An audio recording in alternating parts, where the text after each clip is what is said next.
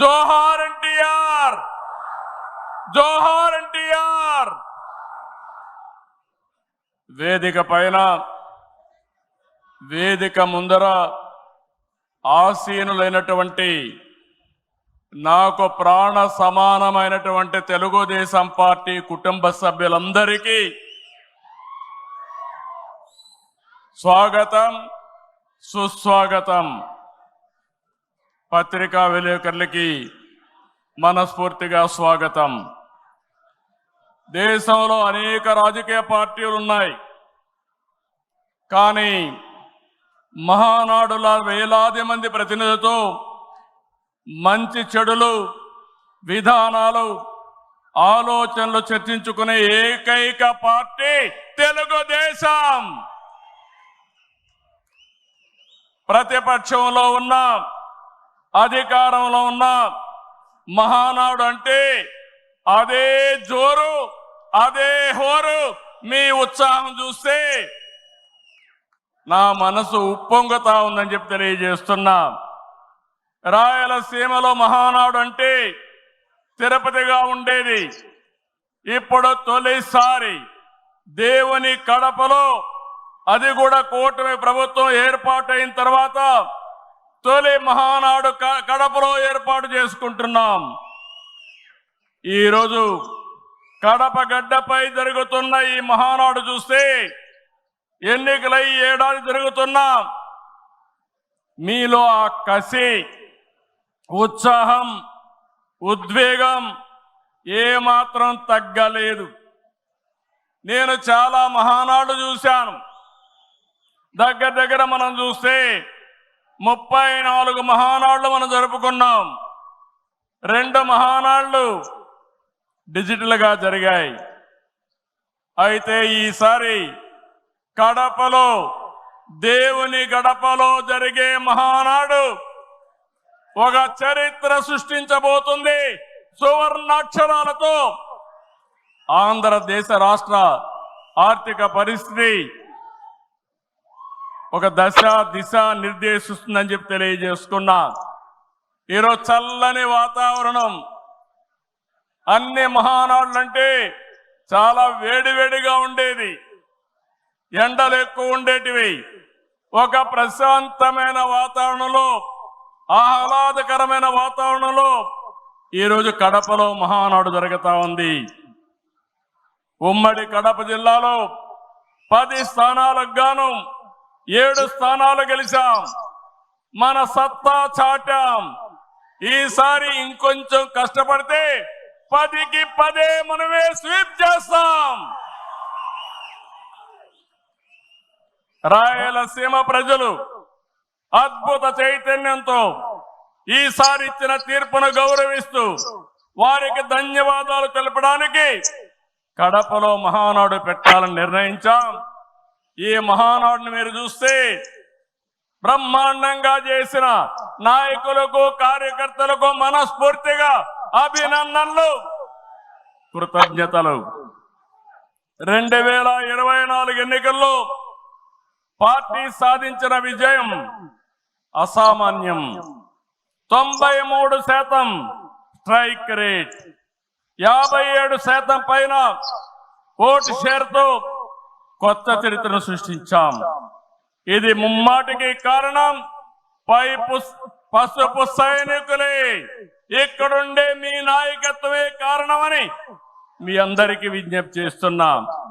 మీరు చేసిన పోరాటాలే నేటి అధికారం, మీ త్యాగాలే నేటి ఈ స్థానం. ఇది కాకుండా సమయానుకూలం మనం ఎప్పటికప్పుడు స్ట్రాటజీ కూడా ఆలోచించినప్పుడు జనసేన, బీజేపీ పొత్తు పెట్టుకుని ఎన్డీఏ ఏర్పాటు చేసుకున్నాం. దానివల్ల కూడా ఈరోజు ఈ మహా విజయానికి దోహదం చేశాయని చెప్పి విజ్ఞప్తి చేస్తున్నా. ఏమీ ఆశించకుండా దశాబ్దాలుగా ప్రతి గ్రామంలో జెండా మోస్తున్న కార్యకర్తల వలనే మనం ఇక్కడున్నాం.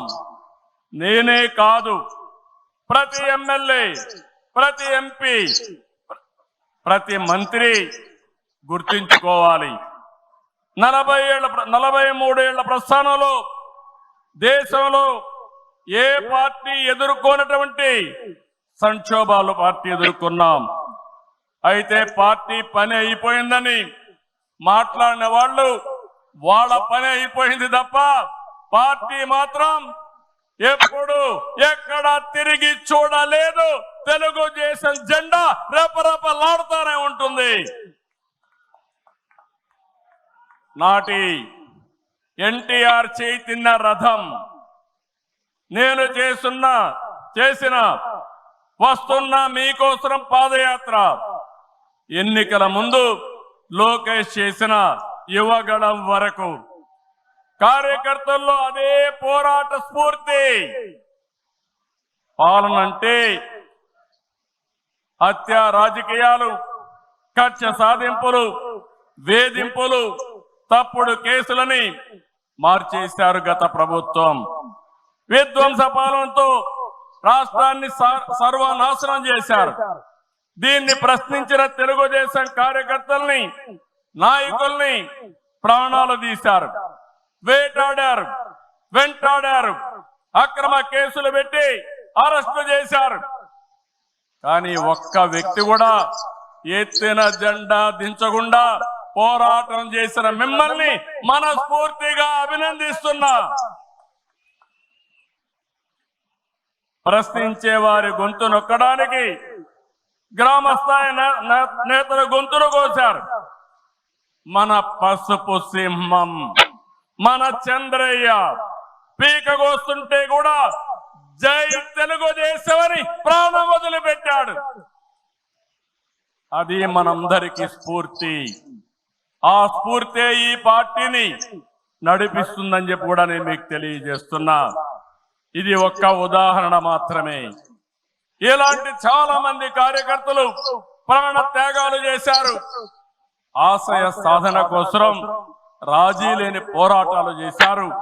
వారి స్ఫూర్తి తెలుగుదేశంలో శాశ్వతంగా ఉంటుందని చెప్పి కూడా నేను మీకు తెలియజేస్తున్నా. ఎత్తిన జెండా దించని కార్యకర్తల పోరాటాలు, త్యాగాల వల్లనే కూటమి ప్రభుత్వం అధికారంలోకి వచ్చింది. మీ త్యాగాలకు మహానాడు వేదికగా శిరస్సు వంచి మీకు పాదాభివందనం చేస్తున్నాను. ఇక్కడుండే కార్యకర్తలే కాకుండా రాష్ట్రం మొత్తం కూడా ఇదే పోరాటం చేశారు. మీ త్యాగాలు వృధా కానివ్వం. కార్యకర్తల కష్టానికి గౌరవం, గుర్తింపు ఇస్తాం, సంక్షేమం చూపిస్తాం.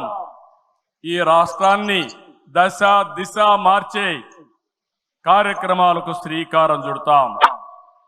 దేశంలో అనేక పార్టీలు ఉన్నాయి, కానీ ప్రజల జీవితాల్లో ఇంతగా ప్రభావితం చేసిన ఏకైక పార్టీ ఉందంటే అది ఒకే ఒక పార్టీ, తెలుగుదేశం పార్టీ. తెలుగు జాతి సంక్షేమం, అభివృద్ధి మాత్రమే అజెండాగా 43 ఏళ్ల టీడీపీ ప్రస్థానం సాగుతుంది. అటు తెలంగాణ నుంచి ఇటు ఉత్తరాంధ్ర వరకు అభివృద్ధి అంటే తెలుగుదేశం పార్టీ ఆవిర్భావానికి ముందు తర్వాతను చూడాల్సిన అవసరం ఉంది. ఇది చరిత్ర చెప్పిన వాస్తవం.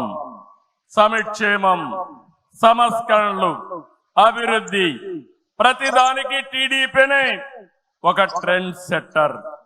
టీడీపీ పాలనే ఒక బ్రాండ్ అంబాసిడర్. ఒకసారి చరిత్ర మనం చూస్తే పటేల్ పట్వారీ వ్యవస్థ రద్దు నుంచి ఆడబిడ్డల ఆస్తి హక్కు వరకు, బాలికా విద్యకు ప్రోత్సాహం నుంచి ప్రత్యేక మహిళా యూనివర్సిటీ వరకు, లోటు కరెంటు నుంచి మిగులు విద్యుత్ వరకు, 2 రూపాయల కిలో బియ్యం నుంచి పక్కా ఇళ్ల వరకు, 30 రూపాయల పింఛన్ నుంచి 4,000 రూపాయలు పింఛన్ వరకు, వంట కష్టాలను దీపం పథకం తప్పించడం నుంచి డాక్రా సంఘాల సాధికారం వరకు, నిరుద్యోగ పరిస్థితుల నుంచి ఐటీ ఉద్యోగాలతో విదేశాలలో సత్తా సాటే వరకు, రాయలసీమ రైతన్నులు సాగునీటి కోసం తల్లడిల్లే పరిస్థితి నుంచి డ్రిప్ సబ్సిడీలతో సిరులు పండించే వరకు బడుగు బలహీన వర్గాలకు అధికారం చూపిన తొలి పార్టీ తెలుగుదేశం పార్టీ. ఈరోజు బీసీలు ఒకప్పుడైతే అడిగే పరిస్థితి నుంచి శాసించే పరిస్థితికి తెచ్చిన ఏకైక పార్టీ తెలుగుదేశం పార్టీ.